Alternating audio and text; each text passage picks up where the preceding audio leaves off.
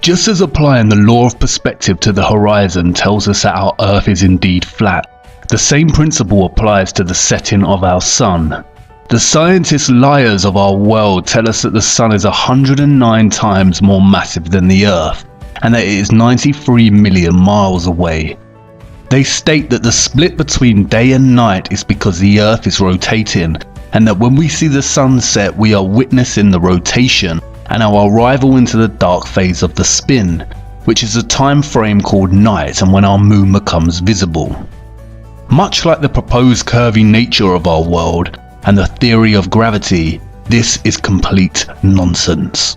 Before turning our attention to the sun, let's first look at two examples that debunk the heliocentric model of a rotating globular Earth. The first is the New York City skyline as seen from Harriman State Park's Bear Mountain, which is 60 miles away. If the Earth was a spinning globe of 25,000 miles in circumference, then this viewing from Bear Mountain's 1,283-foot summit should be impossible.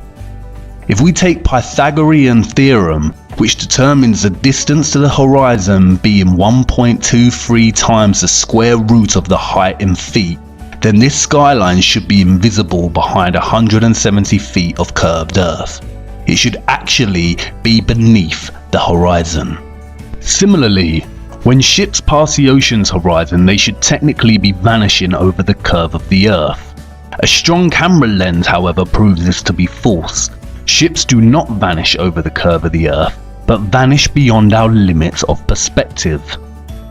The law of perspective on a flat plane dictates that a receding object diminishes in angle and height until the line of sight converges to a vanishing point, or what is called the horizon, in which the object then becomes invisible. The scientist liars claim that the sun sets and vanishes beyond the curve of the Earth, but this is nothing more than the sun moving beyond the vanishing point of perspective, which is determined by the limitations of our eyes, other objects, and weather. The same law applies to how we see the sun and its rising and setting. The sun never rises or sets. It is an optical illusion determined by the laws of perspective. We think we see the sun rise and set because of the convergent and divergent nature of our line of sight. For instance, this row of street lamps appears to decrease in size further down the line of sight before vanishing completely, when in fact all street lamps are of the same height and continue to border the walkway well beyond the vanishing point. This is the same with this line of HP bottles. They are all the same size and they do not change size. It is just our perspective that makes it seem like they do. This is precisely what we experience when we watch the sun rise, set, and journey across our flat Earth.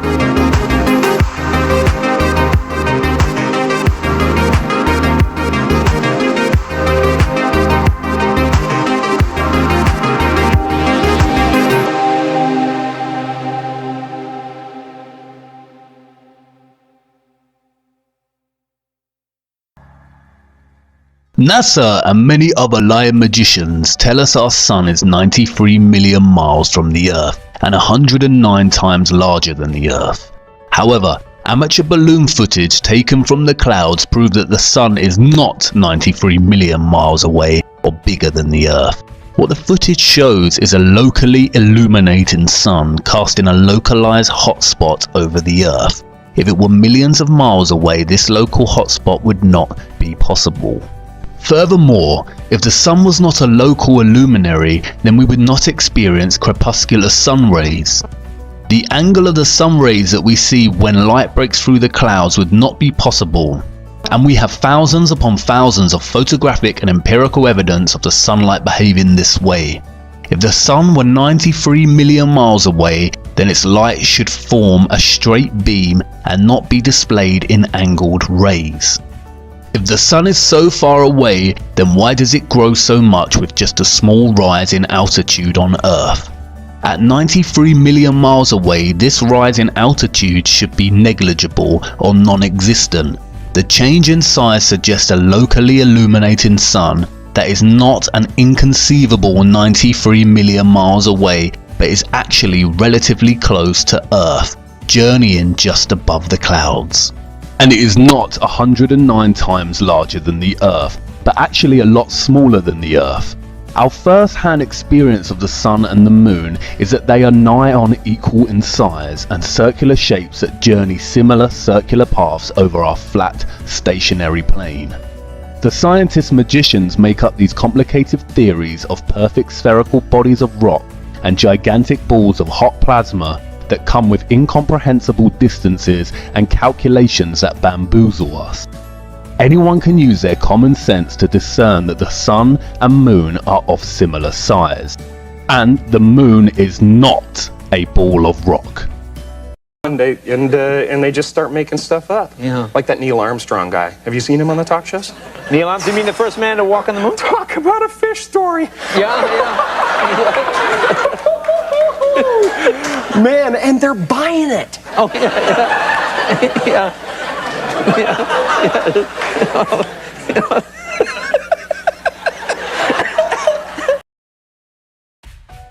Many have studied the sun and moon's light. The sun's light is warm and drying. It preserves matter and prevents decay. If you leave fruits out in the sun, it will preserve them, like with sun-dried tomatoes and raisins. It is antiseptic and healing. The moon's light, however, is cold, damp, causes putrefaction and decay, and is septic. The sun's rays decrease the combustions of a bonfire, while the moon's light increases it. People have studied the temperature of the moonlight and were surprised to find that at night the temperature of direct moonlight is colder than the temperature of the shade. This proves that these two luminaries are unique and opposites in nature. It also undercuts NASA's claims that the moon reflects the sunlight.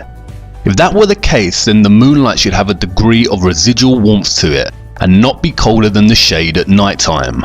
Furthermore, the moon cannot simultaneously be a spherical body and a reflector of the sun's light. When light is shined upon a spherical body, it produces this. Reflectors have to be flat or concave to actually reflect. A spherical convex surface results in no reflection. Again, basic, repeatable, verifiable and real science works against a magician's space saga hoax. A lot of photographic and film footage also proves that the moon is semi-transparent. When the waxing or waning moon is visible during the day, it's sometimes possible to see the blue sky right through the moon. Sometimes at night it is even possible to see stars directly through the surface of the moon. The Royal Astronomical Society has documented many of these instances. Faith believers in the pseudoscience of the rotating ball often use the moon's surface as proof of the heliocentric model, in which the moon appears upside down in the southern hemisphere and the opposite in the north. But again, this proves the stationary Earth. Time-lapse photography shows that it is the moon that turns clockwise like a rotating disc over the Earth, and this is only possible if the Earth is stationary and it is the moon itself that is moving. You see, the sun and moon luminaries rotate around our flat disk Earth in a similar way to the hands of a clock, dictating time and seasons and the fluctuating balance of dark and light, preservation and decay. In fact, our flat Earth is the oldest clock of them all, and this is how solar and lunar eclipses are possible. The heliocentric model completely fails when studying lunar eclipses. For a lunar eclipse to take place in the globe model, the sun has to be reflecting the Earth's shadow onto the moon, and all three have to be aligned in a straight 180-degree syzygy. But since the beginning of time, lunar eclipses have been observed while both the sun and the moon are simultaneously visible in the sky. Furthermore, when looking into the mechanisms of a solar eclipse, the heliocentric lie once again falls apart. As this footage demonstrates, the sun and the moon have to be roughly a similar size for a solar eclipse halo to form. Representing my sun source and a penny representing the moon. And as you can see, the flashlight is a lot larger than the penny.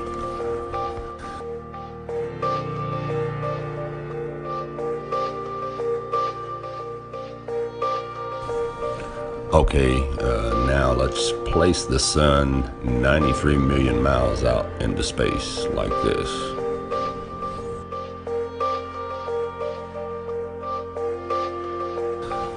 And let's get our penny a lot closer to the camera. Okay, where it's about the same size as a flashlight in perspective. Okay, now that doesn't look right. You can't see the corona. And it just doesn't eclipse. You can still see it light all around. It's not a total blackout.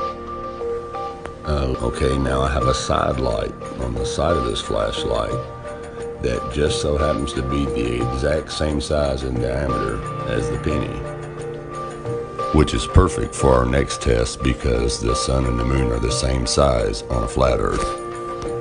And we'll bring the sun in closer to us as it would be on a flat Earth. Now let's try our eclipse with the moon right underneath the sun.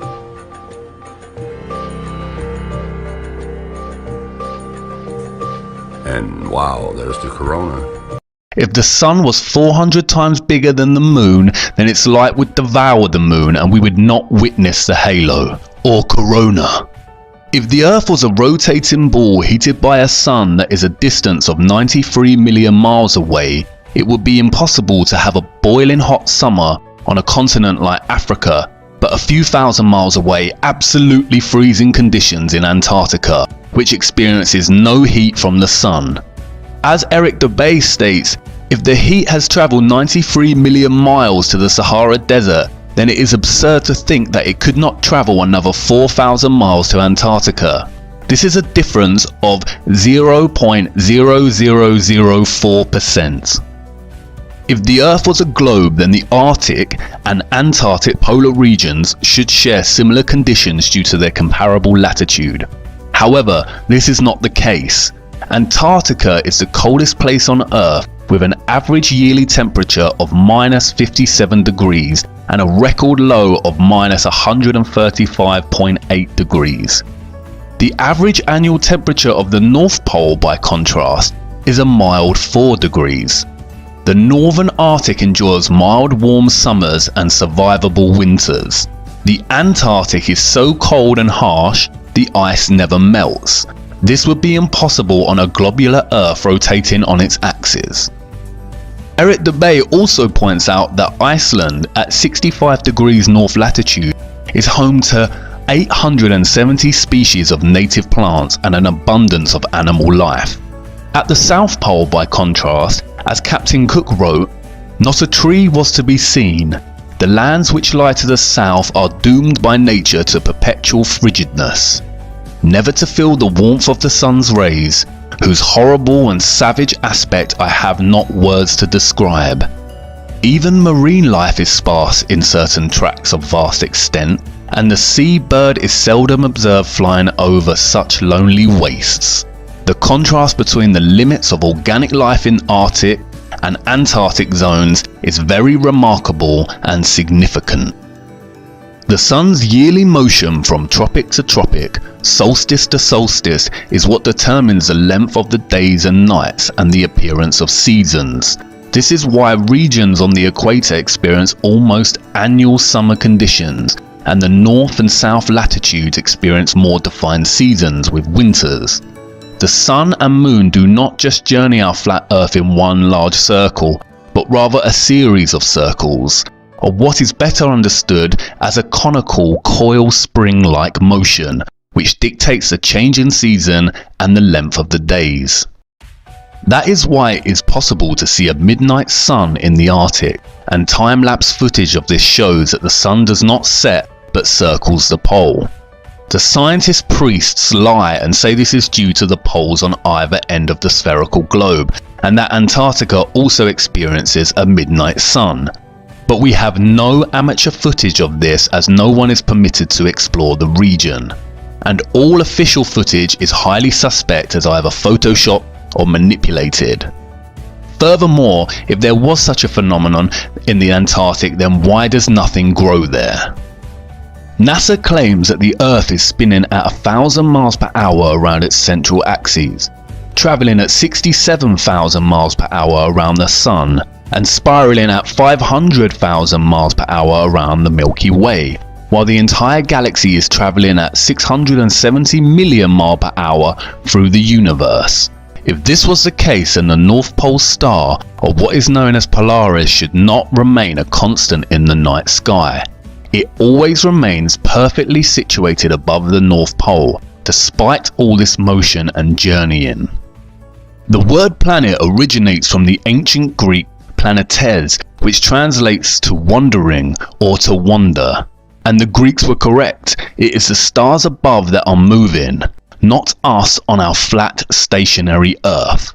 Look.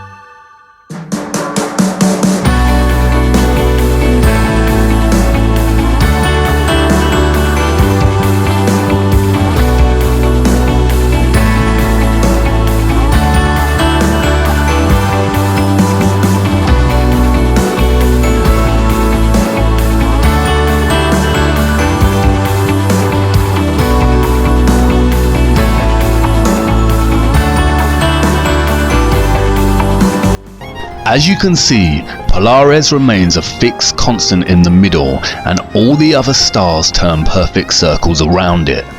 If the Earth was spinning at 1,000 miles per hour, the stars would be seen to travel more or less horizontally across the sky. But this is not the case. The stars form perfect circles above, emanating out from Polaris, and this can be observed all the way to the Tropic of Capricorn.